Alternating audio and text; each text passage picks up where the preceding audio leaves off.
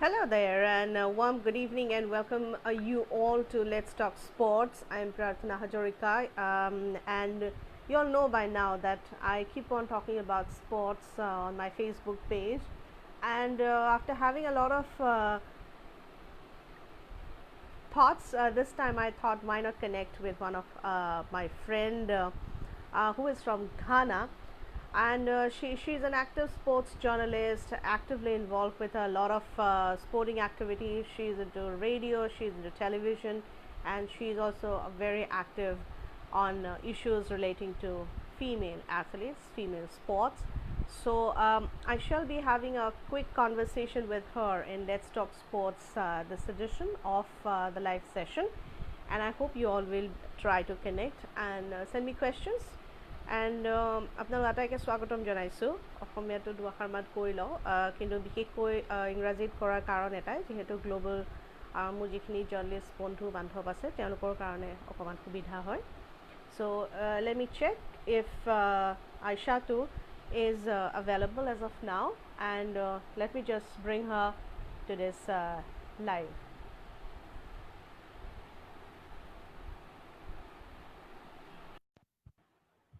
So I've already added her, and let me check if our network permits. Oh, there she is. Oh, there she is. Oh, there she is. Hi, how are you doing? How are you doing? I'm good. How are you? I'm good. Thank you, I'm my good. friend. Thank you, my friend. Thank you so much for joining. Thank you so much for having me. Yeah, it's always a pleasure to have you. And Always good to always good to connect. I'm good. Thank you. So tell me, what's the local time there? Thank you so much for having me. Yeah, it's always a pleasure to have you. And always good to connect. I'm good. Thank you. So tell me, what's the local time there? So much for having me. Yeah, it's always a pleasure to have you. And always good to connect. I'm good. Thank you. So tell me, what's the local time there? So much for having me. Yeah, it's always a pleasure to have you. And am I audible to you? I'm good. Thank you. So tell me, what's the local time there? So much for having me. I was asking. Yeah. Okay. So it's That's nice. 1:27 p.m. here in Ghana. Okay, so you Yeah. done with your lunch? Yes, I am. Yeah. So let me put this You here. know, what I basically do is I talk about sports in my Facebook page, and Okay. this is a live session. Yeah, that's called Let's Talk Sports. So I know you're a busy woman, handling so many sporting activities, and you are also a presenter associated with radio. You are an active member of AIPS. So Yes. tell me something about yourself. How did you start your career as a sports journalist, and how have been the journey for you? Thank you so much. Let me greet our viewers. As you mentioned, my name is Aiyshatu Zakaria Ali. I'm 26. I turned 26 last August. So, um, well, sports journalism came to me. I was in the news department of ETV Ghana, and I was Okay. doing my internship there. But then, for some reason, they decided not to continue doing news. So I was not done with my internship. So a colleague of mine who happens to be my boss advised me to join the Happy Sports department. That's our radio station.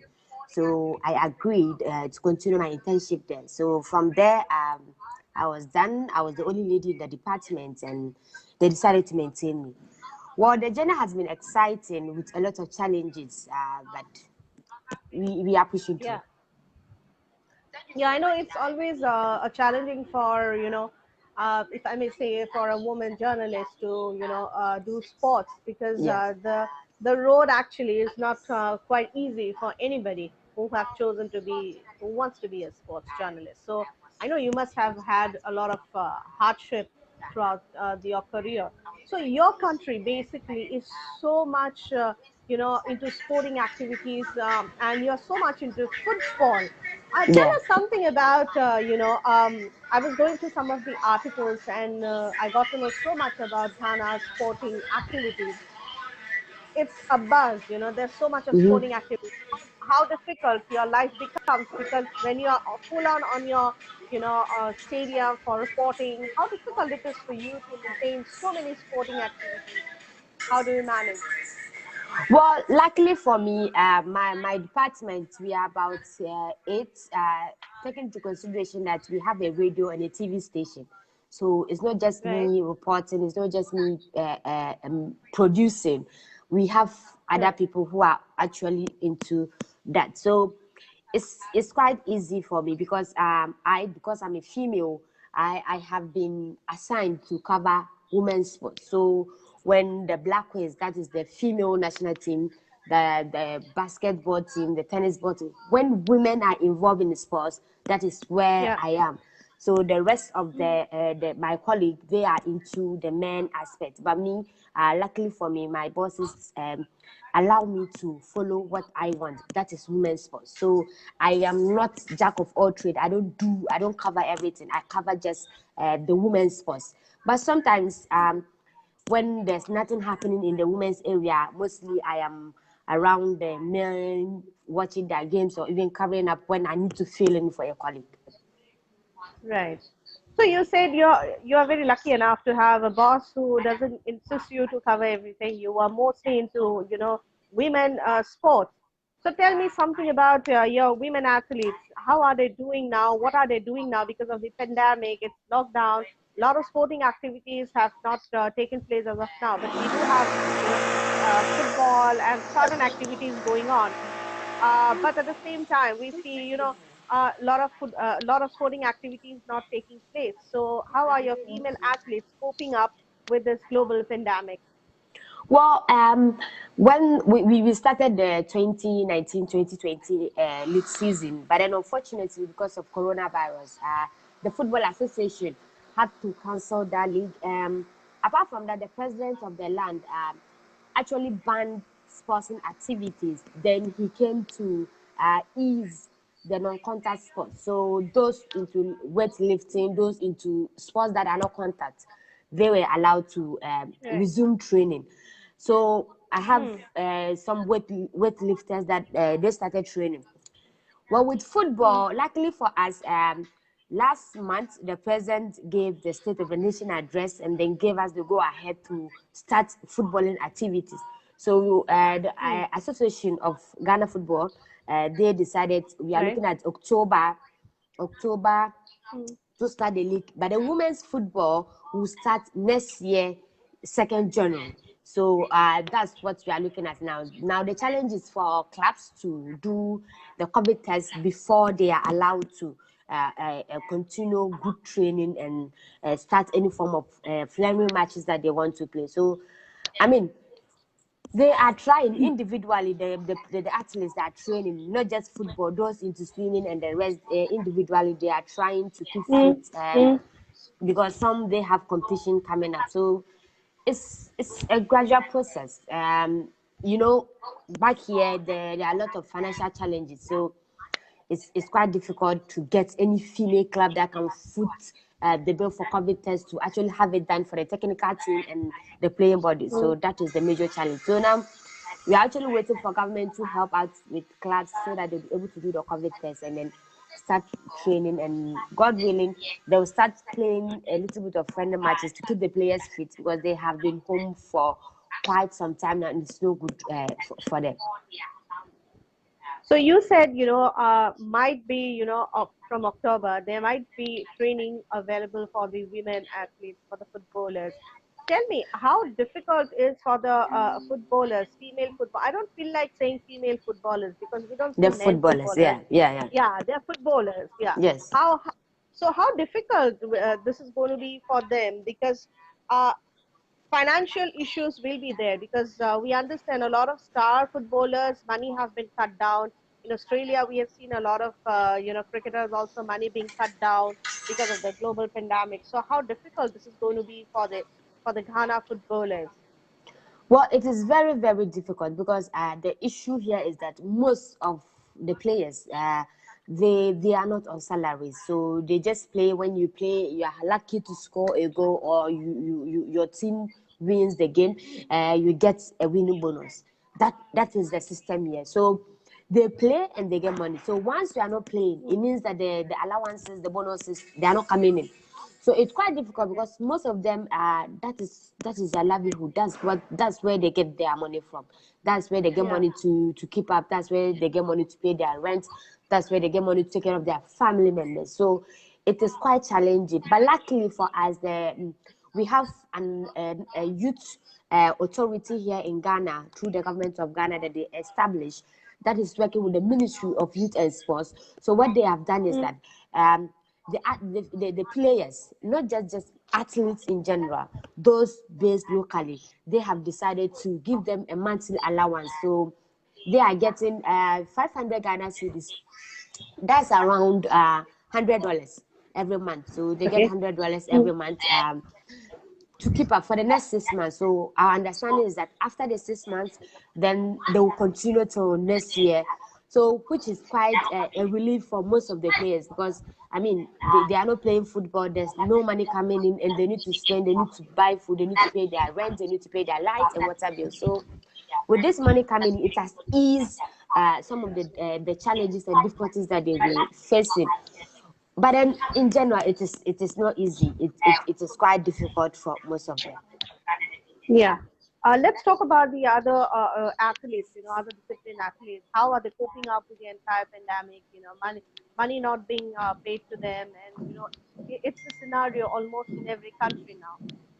Be it the weightlifters, the boxers, but in India, if I may tell you, it's only the cricketers and certain players who are in the top level. They don't have to think about so much about money even during the lockdown, but the other players they're really suffering because of the pandemic.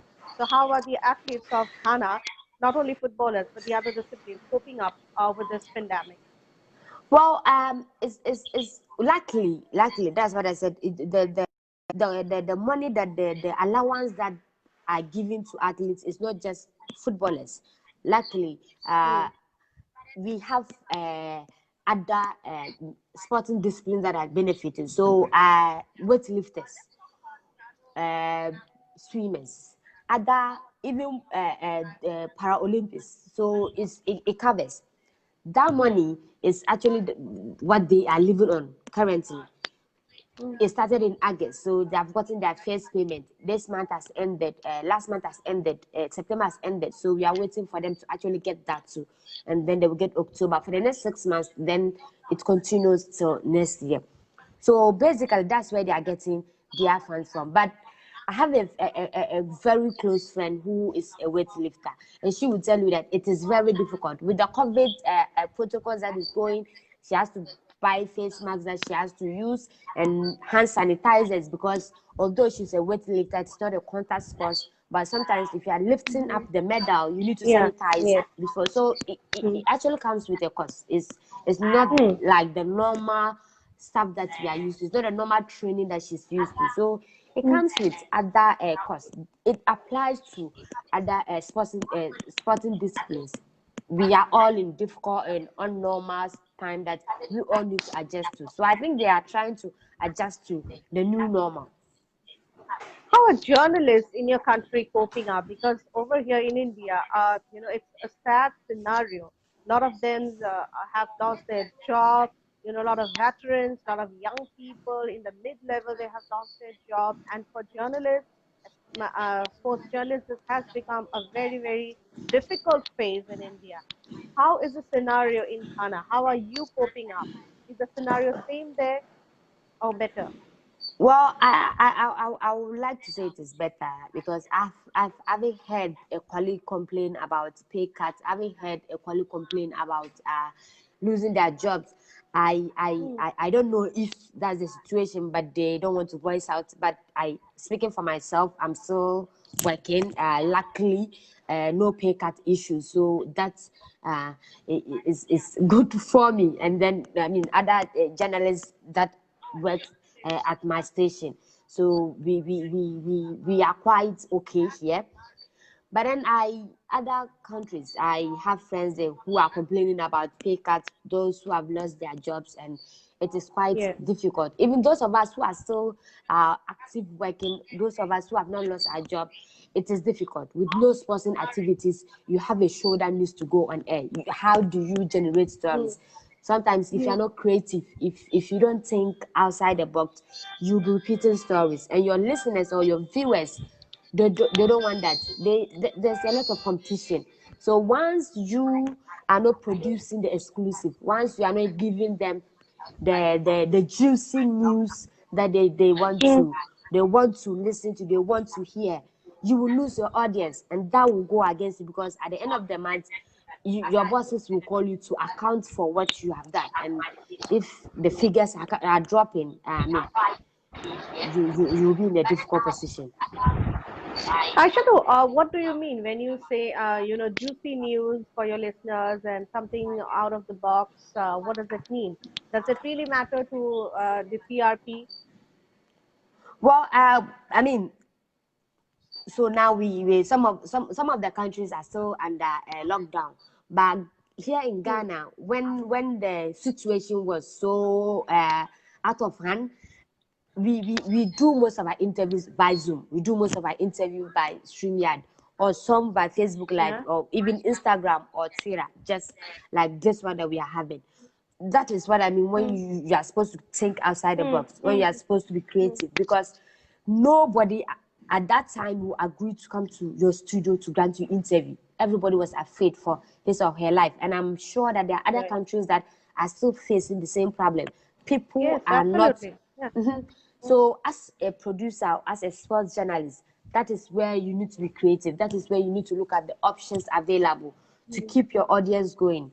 Just because people don't want to come to your station doesn't mean that you are not supposed to tell the story. You are supposed to still change the story Absolutely. and tell it. Yeah. That is the difficulty. Aishatu, me and you, we have been members of AIPS, and we have attended a lot of, digital seminars throughout this pandemic.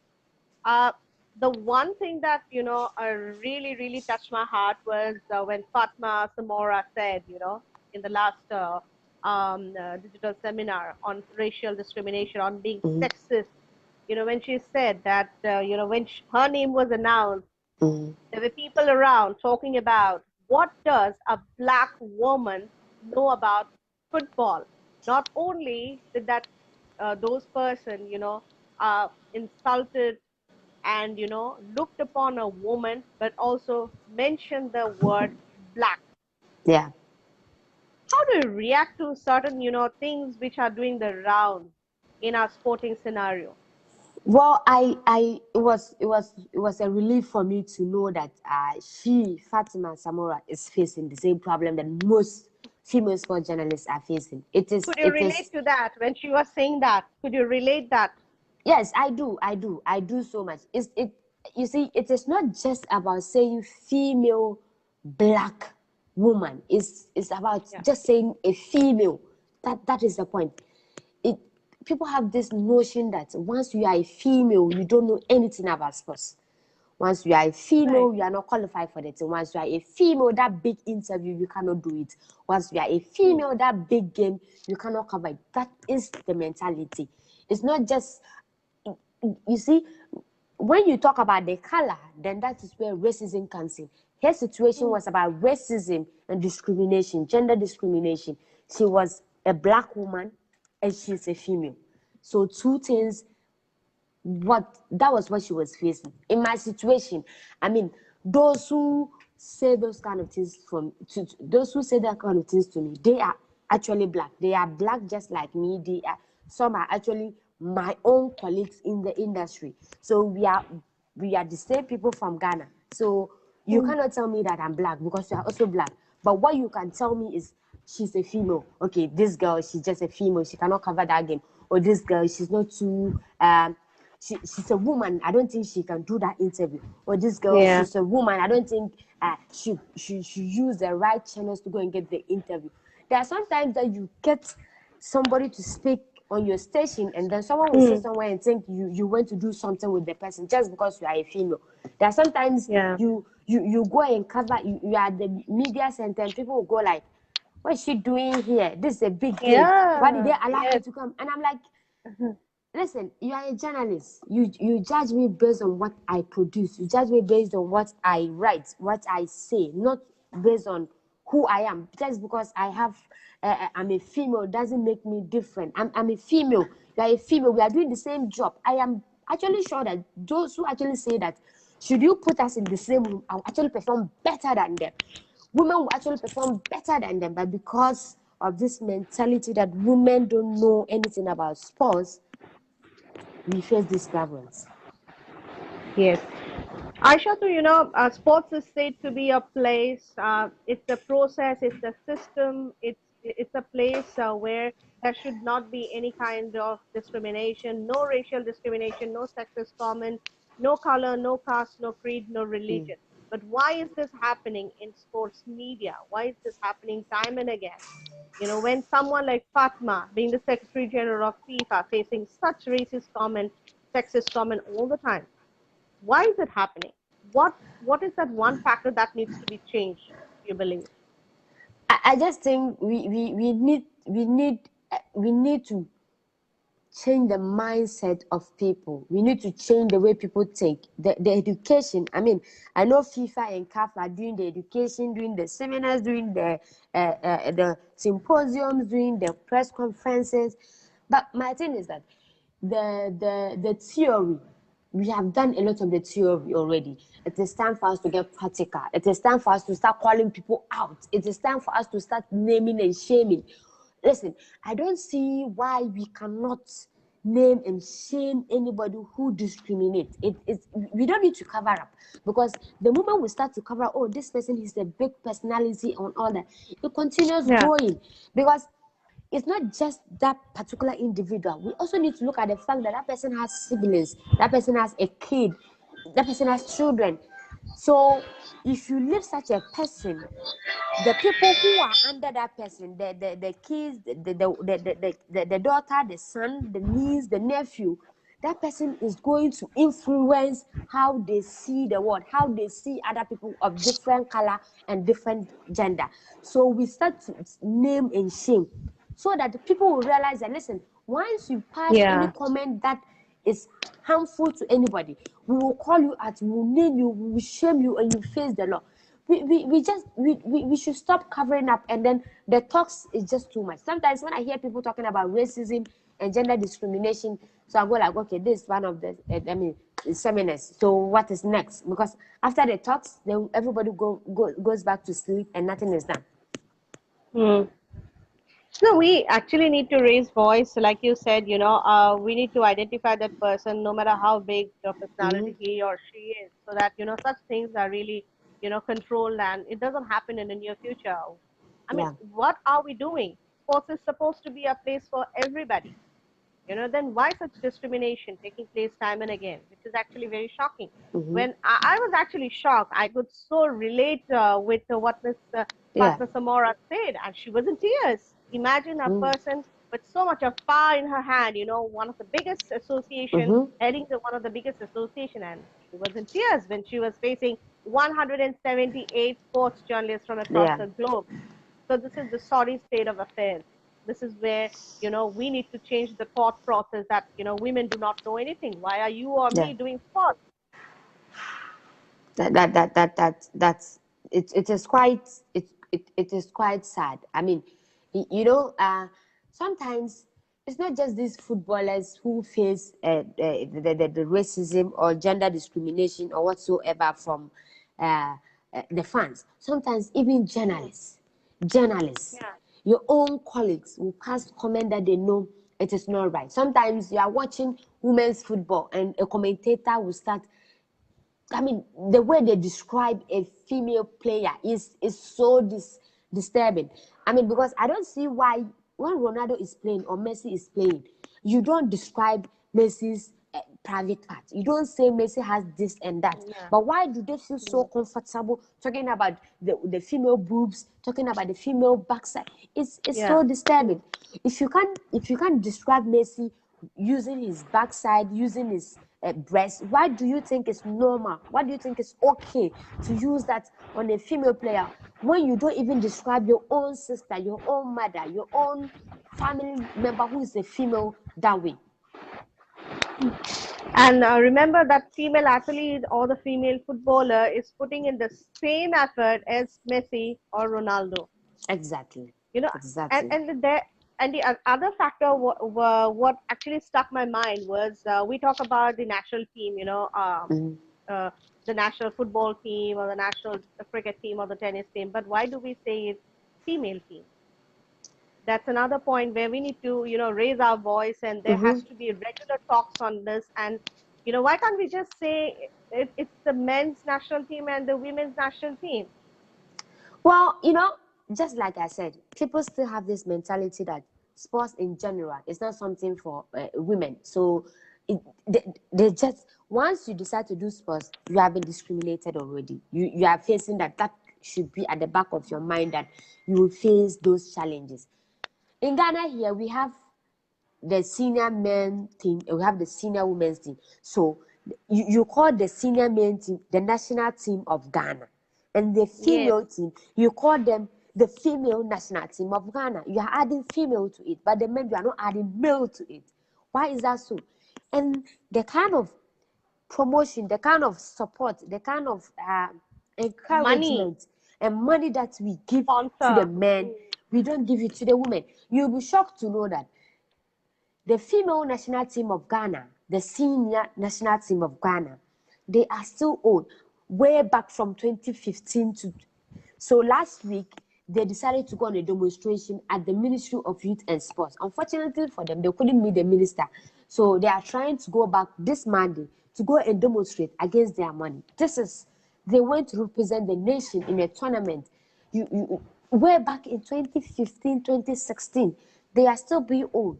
And some of these players, after that tournament, they can't play any football again because some of them, they got injured. Some, they have never been called again into the national teams.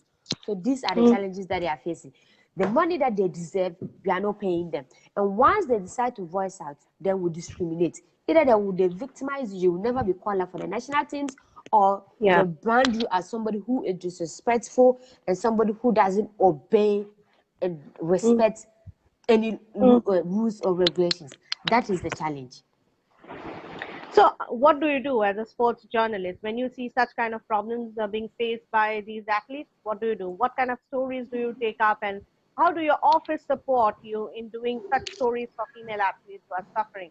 Maybe a team event, or an individual event. Well, I mean, luckily for me, when they were going for the demonstration last week, I got to know, and then I booked my office scan, and I went there. Lo and behold, they were there, and I covered the story, wrote the story online, uh, granted interviews, called other media houses to inform them that this is happening. You need to come and cover. They came around and gave the girls the audience to speak out and voice out, and let them know that, listen, we are not begging for anything. We are asking you to pay us what is due us. It is our money. You don't do that to the likes of Asamoah. You don't do that to the likes of Michael Essien when he was playing. You didn't do that to the likes of Sule Muntari when he was playing. You are not doing that to Gedai. You are not doing that to Jordan Ayew. You are not doing that to the male footballers. Why do you think it's okay to do that to us? So, I mean, we gave them the audience, the voice out, and then the story continues. We are not stopping. We shall continue to cover up. Monday, if they are going, I will still go with them. I will cover, I will write, and I will make sure that everybody in Ghana and outside Ghana gets to know what is happening. So, tell me something about your radio program. How do you structure it, and how long is it live, and what does it focus on? Well, I used to have a TV program that's Ladies Touch. But then I started schooling, so the time was a bit conflicting with my studies, so I had to stop that. For the radio, I mostly go on air when when we have female competitions going, like per se football. So last 2 years when we hosted the African Women Cup of Nations, I had to go on air, give daily updates and reports. So that was it. But as at now, I basically am backstage producing, writing, and doing the social media stuff. So I'm trying to adjust my time with studies and work and see if I have a bit of time to actually be active on air, just like I'm active online. But I used to do on Saturdays. I used to have a Facebook Live program that I was doing. Right. That was also had exams coming up and have to. The studies was a bit challenging, so I need to pause that and then write the exam. So now I'm done and I'm trying to go back to that. So you were also part of the AIPS Young Reporters, right? Yes. Tell me about your experience with the young reporters. Well, it was great. It was great. I mean, I've never been in a room I've never been in a room with so many sports journalists across, I mean, the globe. We had people from every part of the world being part of the program. It was quite interesting. I mean, we get to meet these sports personalities that under normal circumstances, before you can meet them, you need to write emails, you need to write letters upon letters, follow up before you can actually get a chance to meet them. And then AIPS made it possible for us to actually have an interaction with them, get first-hand information from them. It was a dream come true for me. I so much cherish that program. It has helped me. It has improved my line of work, and I mean, kudos to AIPS. More of such programs for young reporters to get the chance to meet other people, because it's through AIPS that I know you. I don't think I would have met you anytime soon if you Yes. didn't attend that program. So, I mean, it's a great program that I think it should be encouraged, and then it should continue. Yes. So, do you think such kind of programs can also be organized in your country, or maybe you can take an initiative with your sports federation in Ghana, so that more and more young women can come out and take up this profession, because it is very important to have more and more female sports journalists, not only in the field but also in the commentary room. Remember, when you have female commentators commentating a sports, a match, a championship, a tournament, it becomes easier for female athletes also, because you can Yeah. quite relate to that person. Yes. Yes. Yes. Well, there's one female journalist here in Ghana. She's somebody that I look up to. She's called Juliet Bewa. She organizes African Women's Summit, African Women's Football Summit that she organized every year. So last month, she organized one of such. It was online. It used to be physical. Last year, it was held in Ghana with female sports journalists from other parts of the African continent coming on board to come and speak to us. We had the first lady of sports, Carol of Super Sports. She was here last year, and other female sports journalists, they came last year. But then because of COVID-19, this year she decided to host it by online, and it was attended. Fatima Samora was in attendance. She was one of the speakers. Okay. We also had Aisha Johansson. She's one of the female uh, association president. So she's the president of the Sierra Football Association. We also had Aisha Folade from Nigeria. She's one of the big women football personalities there. And then quite a number of people. We also had Ket E.S. Okweku, who happens to be the Ghana Football Association president for Ghana. So such programs are happening actually. So, but I think we can continue to do more. There are rooms for everybody who wants to at least do something like that. And the one great thing for me was that our new Ghana football president, Ket E.S. Okroku, has an initiative to build the capacity of the media. So we are looking forward to that. Because of COVID-19, I think they paused that program because they were hoping to build the capacity of the media. So I think that is a great initiative that the association is trying to do, so that you give the needed training, the needed support to support sports journalists, so that they will be able to cover the game. well, because sometimes I'm a journalist, but sometimes I read stories online and I feel sad. The kind of stuff we write and the kind of things we say on air. I mean, I think we need to improve, and then I think such programs will help. Thank you so much. I think it was wonderful to have you in this Facebook Live session. Though, all of a sudden I thought, why not have a quick discussion with you, quick chit chat with you from one part of the globe to the other, thanks to digital media, thanks to Yeah. Facebook, that we all are connecting with each other. Thank you so much for, coming live to this live session, which is called Let's Talk Sports. And please continue to work and inspire us. I'm inspired too with the kind of work that you're doing. And I really, really appreciate that. Thank you.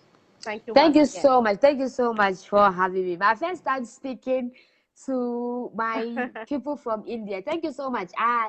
Hopefully we'll meet very soon, because the Absolutely. under 17 Yes. Women's World Cup is happening in India. Yes. I will be there Yes. And if you're COVID coming in. 19. I'm Right. coming there. So thank you so See you much for soon. having me. See you soon. Thank you. It was So a there pleasure. you see, football and sports is connecting all of us. Yes, So yes, yes. you'll be in India very soon. I'll see you, my Yeah, friend. Thank you yes. so We'll much. see you. Bye Bye bye. bye. Thank you. God bless. Bye bye. God bless. Thank you. Bye.